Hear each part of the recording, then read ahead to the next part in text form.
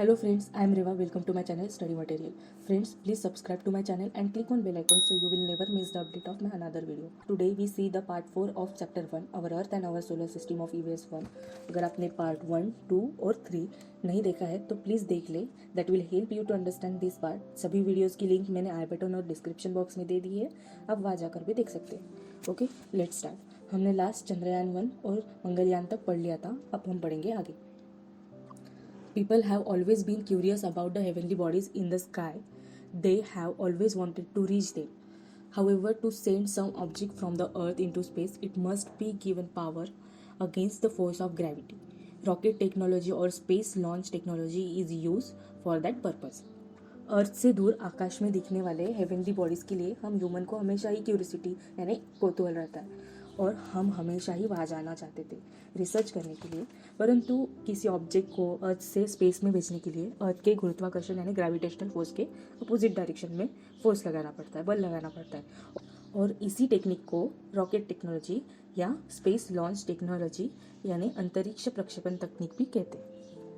One of the Diwali firecrackers is called a rocket. It is packed with the explosive substance. The explosive burn rapidly and produce a lot of energy. The design of the rocket is such that firecracker is pushed in a certain direction at a great speed. Diwali के जो पटाखे फोड़ते हैं उनमें rocket पटाखा भी होता है. आई थिंक आप सबने वो देखा होगा. उसमें विस्फोटक पदार्थ यानी एक्सप्लोजिव सब्सटेंस ठूस कर भरे जाते हैं. उनका तीव्र ज्वलन होने पर it produce lots of energy यानी ऊर्जा निर्मित होती है और उस रॉकेट के विशिष्ट रचना के कारण पटाखा पर्टिकुलर डायरेक्शन में बहुत तेज़ गति से फेंका जाता है. देखिए आपकी किताब में ये दोनों इमेज दी है, एक रॉकेट जो हम प्लैनेट पर भेजते हैं और दूसरा जो हम दिवाली में फोड़ते हैं. Next, very powerful rockets are used to send a spacecraft into space. A tremendous quantity of fuel is burnt in the rocket so that spacecraft weighing thousands of tons can be launched into space. In the 20th century, a few countries of the world developed space technology and sent hundreds of spacecraft into space. Our country is well known for the development of its space launch technology. Some spacecraft remain in space, some are brought back to the earth while some land on earth planet or satellites. In some missions, scientists also travel in the spacecraft. They are called astronauts. अंतरिक्ष में अंतरिक्षयान भेजने के लिए अत्यधिक शक्तिशाली spacecraft यानी प्रक्षेपास्त्र rocket का यूज़ करते हैं और रॉकेट में बहुत ज़्यादा मात्रा में ईंधन यानी फ्यूल जलाया जाता है और हज़ारों टन द्रव्यमान वाले अंतरिक्षयान को अंतरिक्ष में ले जाया जाता है. आपने मूवी में देखा होगा जब रॉकेट उड़ने वाला होता है तब रॉकेट के नीचे कितनी आग जलती है, वही यह प्रक्रिया है. इन द 20th सेंचुरी विश्व में कुछ देशों ने अंतरिक्ष प्रक्षेपण के साथ साथ अंतरिक्षयान संबंधी प्रौद्योगिकी विकसित की है यानी स्पेस लॉन्च टेक्नोलॉजी डेवलप की है और hundreds of space craft space में भेजे गए हैं अभी तक. हमारा देश भी वेल नोन है development of its space launch technology के लिए. और कुछ जो अंतरिक्षयान होते हैं वो स्थायी रूप में अंतरिक्ष में रहते हैं, स्थायी रूप में यानी परमानेंटली स्पेस में रहते हैं, और कुछ पृथ्वी पर वापस आते हैं तो कुछ अन्य ग्रहों अथवा उपग्रहों पर लैंड कर दिए जाते हैं. और तो कुछ ऐसे भी मिशंस होते हैं जिनमें साइंटिस्ट को भी भेजा जाता है स्पेस पे स्पेस क्राफ्ट से, और उन साइंटिस्ट को हम एस्ट्रोनॉट कहते हैं. क्या कहते हैं? एस्ट्रोनॉट. नेक्स्ट देखिए, डू यू नो, क्या आप पता है? यहाँ पर इंडियन एस्ट्रोनॉट राकेश शर्मा की जानकारी दी है. चलो देखते हैं. Rakesh Sharma become the first Indian astronaut to go into space in 1984. He spent 8 days on a space station for a joint mission of the ISRO and Soviet intercoms. Seeing India from space, he said that it looks सारे जहाँ से अच्छा, हिंदुस्तान हमारा. 1984 में space में जाने वाले पहले एस्ट्रोनॉट राकेश शर्मा जी. उन्होंने 8 दिन स्पेस में गुजारे थे. Space station for joint mission of the ISRO and Soviet Intercosmos, और स्पेस से भारत को देखते हुए कहा था कि सारे जहाँ से अच्छा हिंदुस्तान हमारा, यह संदेश उन्होंने भेजा था. नेक्स्ट है, find out more about the work of Kalpana Chawla and Sunita Williams astronaut of the Indian origin. आपको भारतीय वंश की कल्पना चावला और सुनीता विलियम्स के काम के बारे में और जानकारी प्राप्त करनी है. नेक्स्ट है मैनमेड सैटेलाइट्स.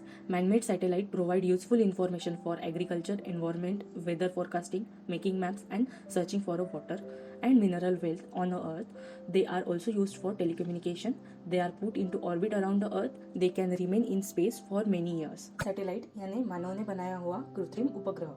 इसका उपयोग हम एग्रीकल्चर यानी खेती, एनवायरमेंट यानी पर्यावरण का प्रेक्षण, वेदर फोरकास्टिंग यानी मौसम का पूर्वानुमान, making maps and searching for water and mineral wealth on earth and for telecommunication यानी संचार माध्यम के लिए कृत्रिम उपग्रहों का उपयोग करते हैं। उन्हें अर्थ के चारों ओर के ऑर्बिट में प्रस्थापित किया जाता है और इस कृत्रिम उपग्रह को कई वर्षों तक पृथ्वी के चारों ओर घूमता हुआ रखा जा सकता है। नेक्स्ट है always remember, space scientists have not yet been able to find a single other planet which has life on it. Therefore, our Earth is invaluable planet. The degradation of its environment for any reason will be threat to the existence of its life itself. Space scientist को अभी तक एक भी ऐसे planet की जानकारी नहीं मिली है जिस पर पृथ्वी जैसा जीवन हो और इसीलिए हमारी पृथ्वी एक अमूल्य ग्रह है और किसी भी रीजन से पृथ्वी के पर्यावरण को पहुंचने वाली डिग्रेडेशन से सजीव सृष्टि के क्षय के कारण होती है। इस लेसन का last topic what we have learned, हमने अभी तक क्या पढ़ा है, क्या सीखा है, इसकी समरी दी है, वो अभी हम देखेंगे। Point 1, the sun is a star of all the other bodies in the solar system get light from the sun.